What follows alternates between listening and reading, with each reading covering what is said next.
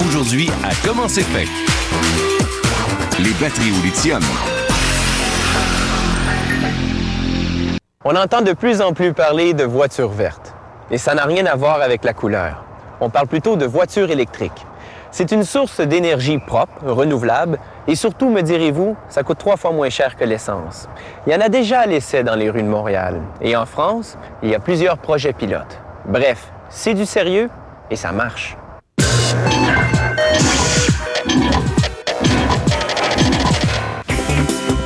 La pile électrique doit beaucoup aux grenouilles et à 2 Italiens. En 1786, Galvani dissèque un batracien. En effleurant le muscle de la patte avec son scalpel, il se contracte. Il se dit qu'il y a de l'électricité là-dedans.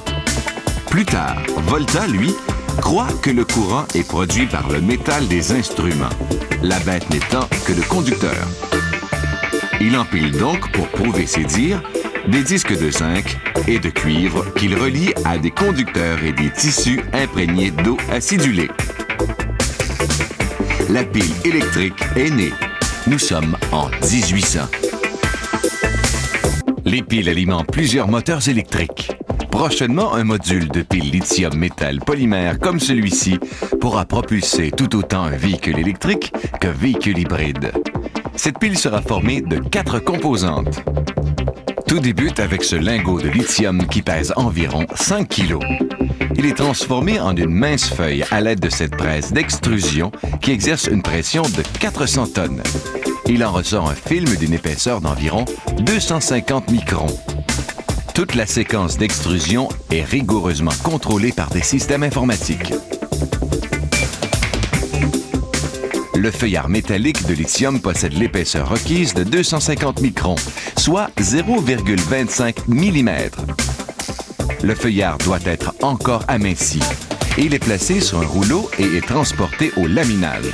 À la température de la pièce, il est aminci encore une fois. En seulement 20 minutes, le lingot aura été transformé en une mince pellicule de 250 microns, longue de 200 mètres. Ce laminoir permet d'achever l'amincissement du feuillard, soit entre 20 et 40 microns. La pellicule de 2 km de long permet de fabriquer 210 piles unitaires. Le lithium est un métal mou et collant. Pour cette raison, on doit apposer ce film de polypropylène sur le feuillard de lithium. Sans cette protection, le feuillard adhérerait à lui-même et serait inutilisable. Le feuillard servira à fabriquer des piles unitaires. Ces piles individuelles seront assemblées en série et en parallèle et insérées dans des modules de différentes formes. Pour fabriquer une pile individuelle, on doit enrouler le feuillard. Maintenant, le feuillard enroulé est placé dans une étuve sous vide qui permet aux différentes couches de bien adhérer les unes aux autres. Avec ce vernier, on effectue un dernier contrôle de qualité en mesurant l'épaisseur de la pile. Puis, les piles sont entreposées. On place des plaques métalliques entre les piles pour toute la durée de l'entreposage.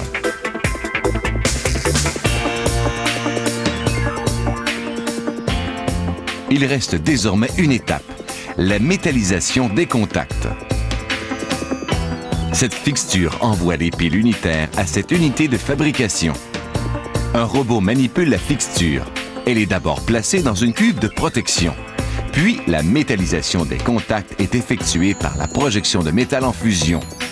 Cette étape ne nécessite que quelques secondes, car le métal refroidit très rapidement. La pile est maintenant complète. Elle se compose de lithium qui agit comme anode, d'une cathode d'oxyde métallique, d'un électrolyte polymère sec et solide et d'un collecteur métallique de courant.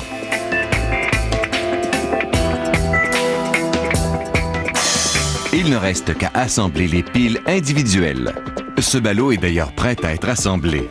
On débute en déposant les piles les unes sur les autres, tout en les isolant avec cette mousse, afin qu'elles ne se touchent pas.